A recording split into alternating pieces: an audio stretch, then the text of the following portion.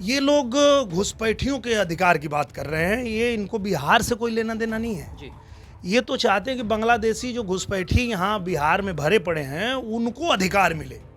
तो ये तेजस्वी यादव, अखिलेश यादव, ये राहुल गांधी, इनकी यात्रा है घुसपैठी बचाओ यात्रा। क्योंकि बिहार की जनता ने दिया तो था आपको मौका। जी। इसी यूपीए को बिहार ने बनाया था, बिहार में उनकी सरकार थी तो किया क्या था, बिहार को गड्ढा बना दिया था। ये जो भ्रम फैलाने का काम कर रहे हैं उसमें भ्रमित नहीं होगी जनता। जी। आप किसको बेवकूफ बनाना चाहते हैं? किसको बेवकूफ बनाना चाहते हैं? आप कह रहे हैं कि यहाँ क्यों नहीं फैक्ट्री लगाया? जी।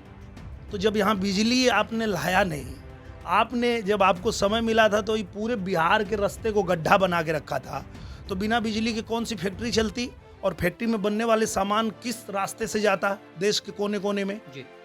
तो आपने तो बिहार को बर्बाद करने का ठेका लिया था, आप लोगों ने किया था। बिहार में भोजपुरी के सुपरस्टार और बीजेपी सांसद दिनेश लाल निरहुआ ने आते ही राहुल गांधी और तेजस्वी यादव पर ताबड़तोड़ जुबानी हमले शुरू कर दिए। भोजपुरी सिनेमा के सुपरस्टार दिनेश लाल यादव शुक्रवार को अपनी नई फिल्म के प्रमोशन के सिलसिले में पटना पहुंचे थे।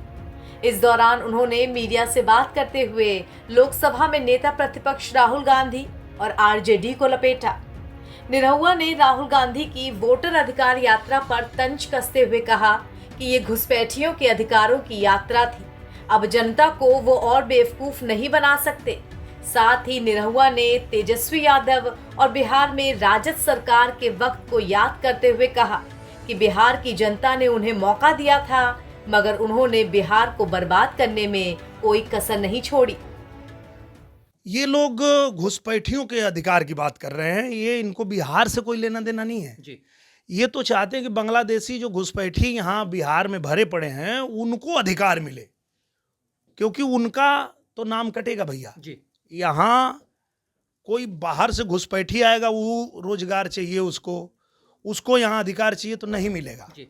तो ये तेजस्वी यादव, अखिलेश यादव, ये राहुल गांधी, इनकी यात्रा है घुसपैठी बचाओ यात्रा, जिसका नाम गलत ले रहे हैं कि हम बिहार की, ऐसी कोई बात नहीं क्या है। बिहार की जनता भ्रमित भी होगी? नहीं होगी, क्योंकि बिहार की जनता ने दिया तो था आपको मौका। जी। इसी यूपीए को बिहार ने बनाया था, बिहार में उनकी सरकार थी तो किया क्या था, बिहार को गड्ढा बना दिया था। जी।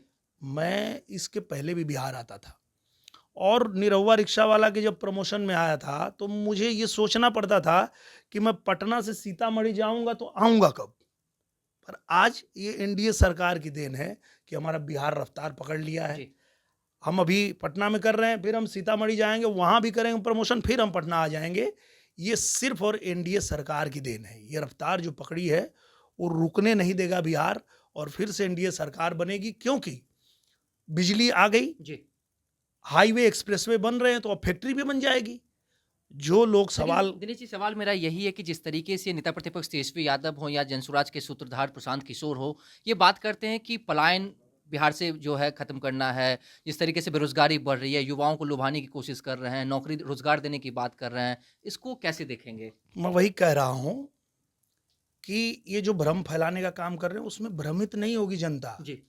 आप किसको बेवकूफ बनाना चाहते हैं? किसको बेवकूफ बनाना चाहते हैं? आप कह रहे हैं कि यहाँ क्यों नहीं फैक्ट्री लगाया? जी।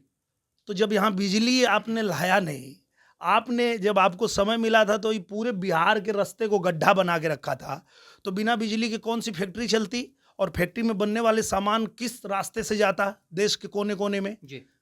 तो आपने तो बिहार को बर्बाद करने का ठेका लिया था, आप लोगों ने किया था।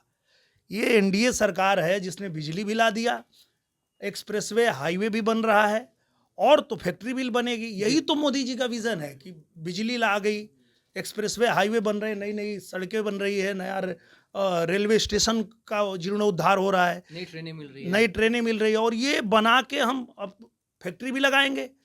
पलायन रुकेगी? 100% रुकेगा भैया। मैं जिस बात को कह रहा हूँ गंभीरता से सोचिए आप, कि जब यहाँ बिजली है, जब यहाँ हाईवे एक्सप्रेसवे बन गया, जब यहाँ नई नई ट्रेनें चलने लगी, तब ना यहाँ के फैक्ट्री में बनने वाला सामान देश के कोने कोने जाएगा, तब ना कोई फैक्ट्री लगाएगा। जब यहाँ हम बुलडोजर बाबा की तरह कानून लेके आएंगे, तब ना लोग अपराध करने से डरेगा। पहले इसलिए फैक्ट्री नहीं लगती थी क्योंकि यहाँ कोई बाहर से कमा के क्वार्टर बनाना चाहता था तो यही यूपीए की सरकार थी, जाके उसे 5 लाख 10 लाख मांगते थे और नहीं देता था तो जिंदा जला देते थे। जी यही बिहार था।